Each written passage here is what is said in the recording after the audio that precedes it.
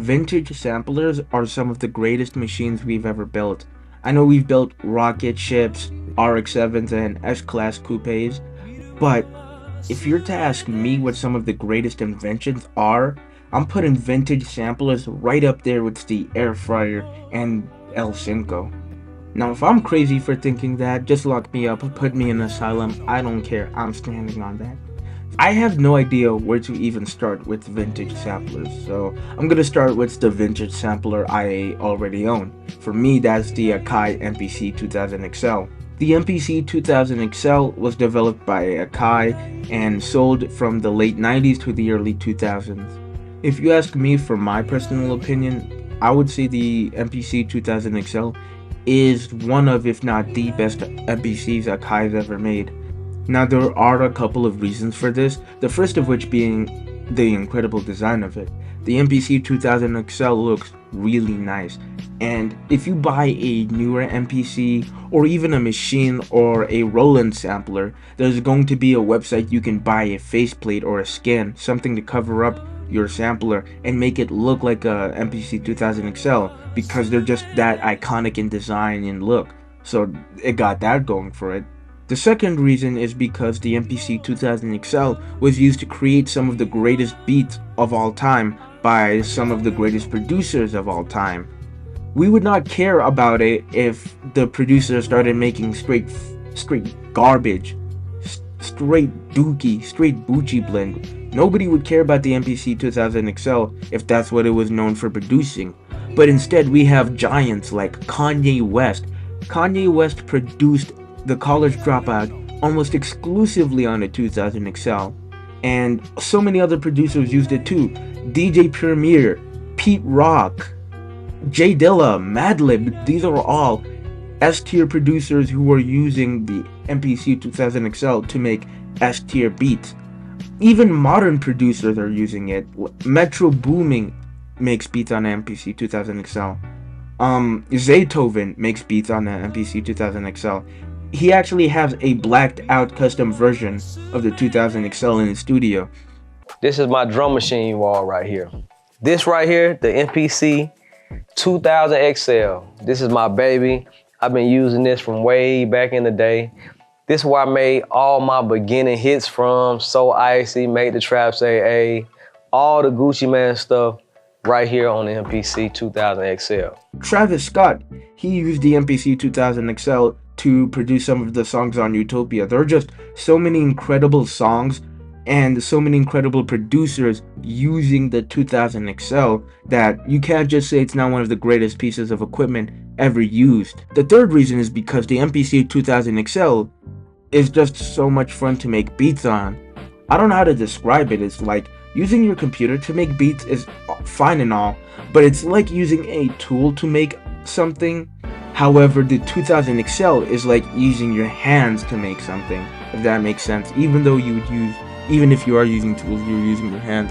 Like, the MPC 2000 XL is a instrument, and you learn your way around it, and you're building techniques and everything, and it becomes an extension of yourself, rather than when you're using a DAW, it just feels like you're programming this, you're programming that. The 2000 XL, because you're getting hands-on, your hands are moving all across the unit, you're just feeling like you're composing something, and that layer of friction between you and making music is gone. I can go so much into depth about how you make beats on an MPC 2000 XL and how different it feels, but I'm just gonna leave it at, once you try using hardware to make your beats, it feels like you're in the beat itself rather than the beat is in front of you and you're molding it. It feels like you're in it, working it and fleshing it out. But if you don't like the MPC 2000 XL, there are other classic Akai samplers that could be more your speed. After the 2000 XL, Akai released two MPCs. That's the MPC 1000 and the MPC 2500. The MPC 2500 was designed to replace the 2000 XL that came before it, which means it has more features and it's more powerful pretty much. There's a lot we could talk about when it comes to the MPC 2500, but we're not going to get into all that because there's literally only two things I know about the MPC 2500. Number one, the Alchemist uses it all the time for his beats. which makes it valid. And number 2, it came with a little brother called the MPC 1000. The MPC 1000 is the only other MPC I would recommend any person buy other than the 2000 XL. This is because the MPC 1000 was designed for the beat makers. Its big brother, the 2500, was designed for producers, the people who are already making money from this music thing, and they need a new piece of hardware that can keep up with them. However, the 1000 was designed for beat makers, people like you and me who enjoy listening to samples and turning them into beats.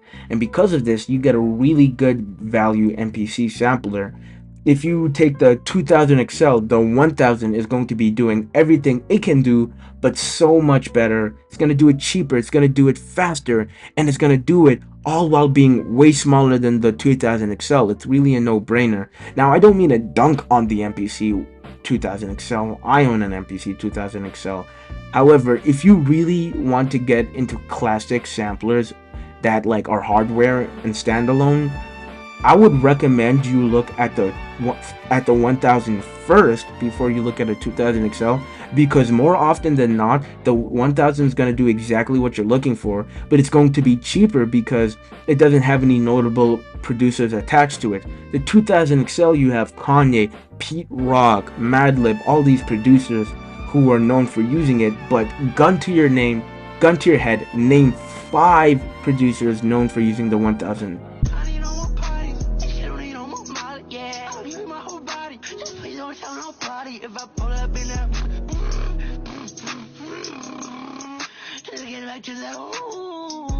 You're dying, right? But this is a good thing because it means you can snag these up for a really good price. And not only that, you can use JJOS on these things.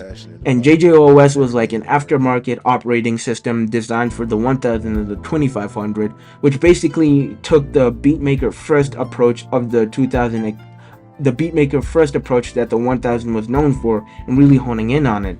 It makes it way more powerful, way more capable, and way more fun to use than the stock operating system that came with the 1000.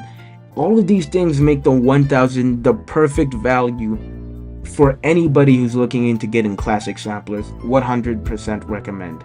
On the other side of that, there were a bunch of MPCs that Kai released before the 2000 XL that don't get talked about as enough as they should be, specifically the MPC 60 and the MPC 3000. I do not know a lot about the MPC 60, other than the fact that A, it's the first MPC Akai ever made, and second, it is the brainchild between a collaboration between Akai and Roger Lynn, who is the inventor of the Lindrum drum machine. But this is a really, really, really cool sampler. It has so much history. It has a very unique sound because of the components that went into producing it. And it also had some really good producers who were using it, most notably DJ Premier. The MPC 3000, however, I also don't know much about. Now, to be fair, I didn't research these things that much because they're so expensive. I never thought I'd be able to own one, but that still doesn't take away from the fact that these are very capable samplers and they make really good beats, especially considering who makes beats on them, like J Dilla. J Dilla, absolute legend.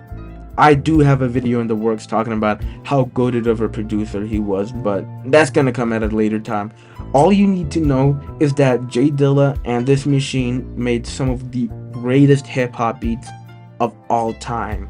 No, not even some of the greatest hip-hop beats. J Dilla on the 3000 literally invented the genre of neo soul. A genre was literally invented because this machine was used by the right person. But I could spend a whole hour glazing J Dilla in the 3000. But all I'll say is this piece of gear is so influential to hip hop as a whole that it's in the Smithsonian Museum of African American History.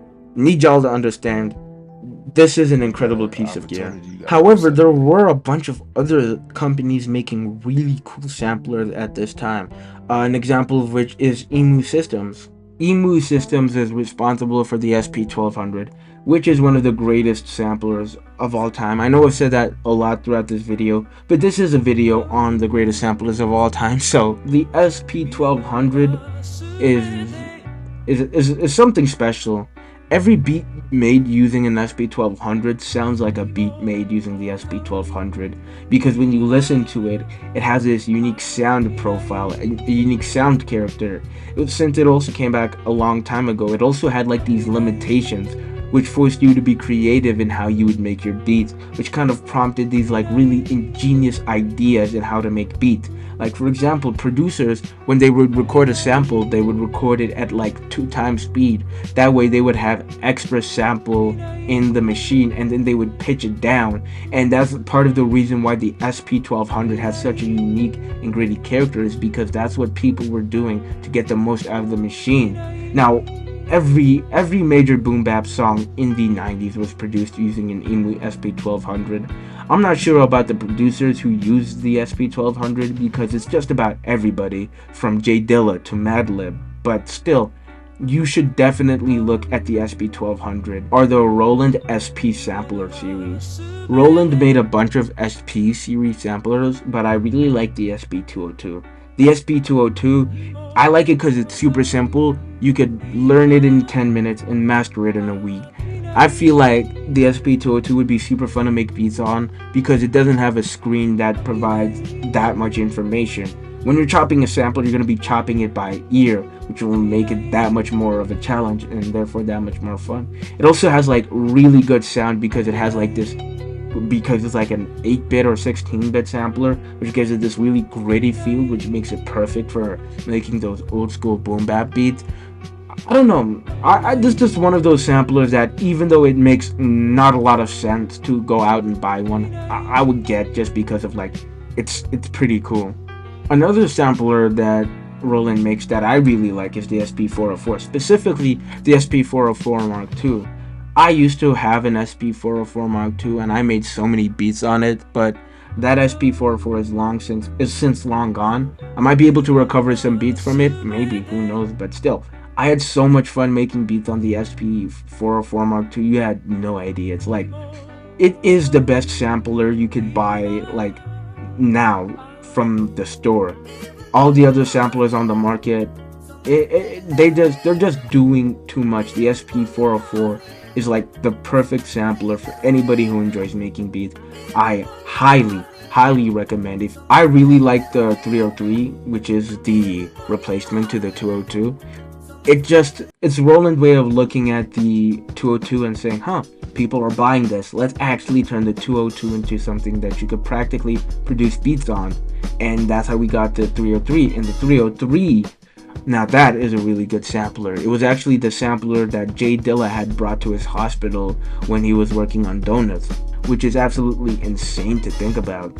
All the hip-hop albums were being produced with like huge studios and all this, and here is some guy in a hospital bed on a Roland SP303 generally making some of the greatest hip-hop beats of all time that people will be studying in universities years after the album is released. That's insane.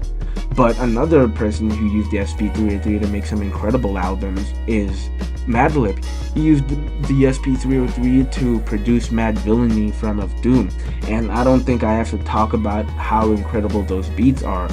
But if I have to, I do have a video breaking down how Madlib made Rhinestone Cowboy for Mad Villainy. You should check it out. There are so many incredible samplers out there that I haven't touched upon, so I'm just gonna do a lightning round of all the samplers I find pretty cool. There's a Kirch Wiley K2000, which is a keyboard sampler, and you could also sample things into it and turn them into like synthesizers and like instruments, which I find super cool. There's the Akai S950 rack-mounted samplers. I'm just now starting to figure out what these are and how they work, and all I can say is like, these are super cool. There's also the Roland SP808. It's like the Roland SP808 is the most serious the Roland SP series ever been. Not as good as an MPC, but I really appreciate the effort, and it does a lot of things super duper cool. It even comes with its own built-in synthesizer, which I really appreciate. And last of all, the Ensoniq ASR10. Keyboard samplers are just really cool. Kanye made beats on one when he was starting out, so the Sonic ASR10 is just super goated for what it gave us for hip hop. But that's gonna be all for you guys today. I hope you guys had a great time watching this video as much as I had a great time making it for you guys. I have a lot more videos planned for the future, so you should subscribe and turn on the notification bell just so you guys know when they've dropped. And remember, if you guys did like the video, there's a button for that. Well, that'll be all from me. Hope you guys have a great day. Take care.